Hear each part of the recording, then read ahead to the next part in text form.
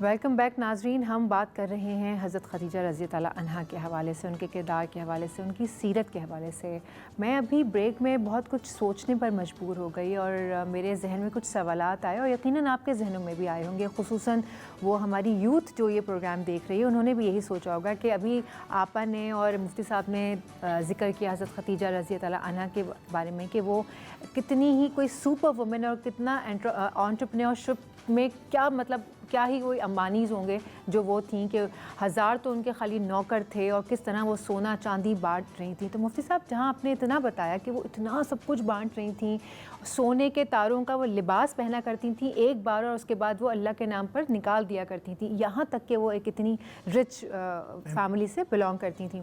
لیکن آپا نے کہا کہ بالکل جاتے وقت ان کے پاس کفن بھی اتنا چھوٹا تھا کہ نہ وہ سر ڈھک پاتے تھے نہ ان کے پیر ڈھک پا رہے تھے اور جنت سے ان کے لیے کفن آیا تھا. تو ایسا کیا ہو گیا تھا ان بٹوین کہ وہ بالکل اتنا مطلب غربت میں انہوں نے دن کاٹے؟ بہت اچھا اور ویلڈ سوال ہے. ہو سکتا ہے کہ جو ہماری یوتھ ہے ان کے ذہنوں میں یہ سوال بالکل بالکل.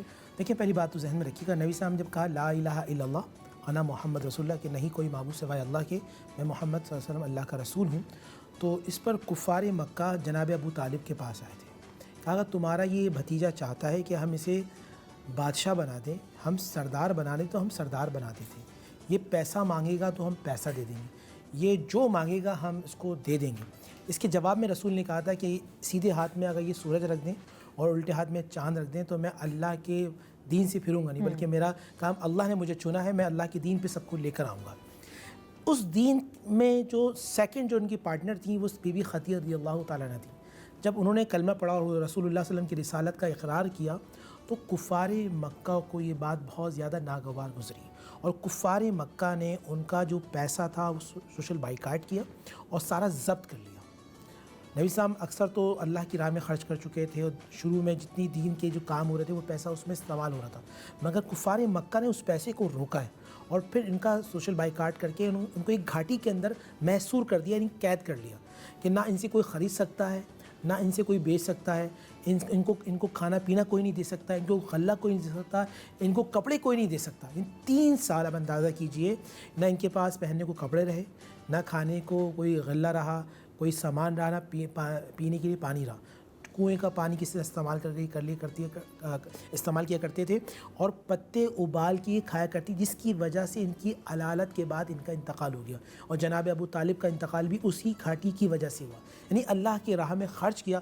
ہم لوگ وہ ہیں جو مال لیتے ہیں نبی کے نام پر اور یہ وہ تھی جنہوں نے مال لٹایا.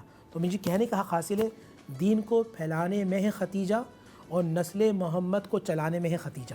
سبحان اللہ سبحان اللہ. آپا آپ کچھ اگر حضرت خدیجہ کے کردار کے حوالے سے آج کی خواتین جو اس وقت آپ کو دیکھ رہی ہیں اور سن رہی ہیں، اگر آپ کچھ کہنا چاہیں تو. آج کی عورت جو کہ آسائشات اور تعیشات کی دلدادہ ہے، آج کی عورت کیوں بھول جاتی ہے کہ وہ خدیجۃ الکبریٰ ام المومنین غار حرا کے پہاڑ کی بلندیوں پر جایا کرتی تھیں اور اپنے ہاتھ سے کھانا پکا کر روٹی پکا کر لے کر جایا کرتی تھی وہاں پر اللہ کے رسول صلی اللہ علیہ وآلہ وسلم کے لیے.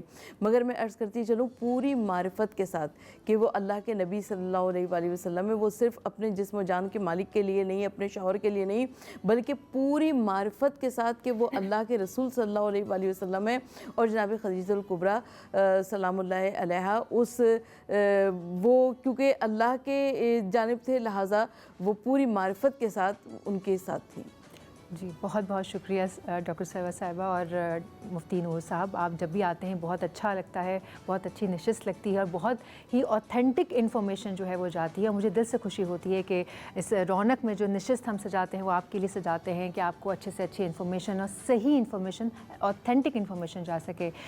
یہ تھی آج کی رمضان کی ٹرانسمیشن. امید کرتی ہوں آپ کو پسند آئی ہوگی. میرا اور آپ کا ساتھ یہیں تک تھا 8 بجے تک. کل ہم پھر حاضر ہوں گے 1 بجے سے 3 بجے تک چائے ٹوسٹ اور ہوسٹ میں. اس کے بعد شیف آبدہ آتی ہیں جو افطار میں نئے اچھے پکوان آپ کو سکھاتی ہیں اور پھر کچھ بات ہوتی ہے کرکٹ کے میدان سے اور نیوز کا جو سلسلہ ہے وہ جاری رہتا ہے.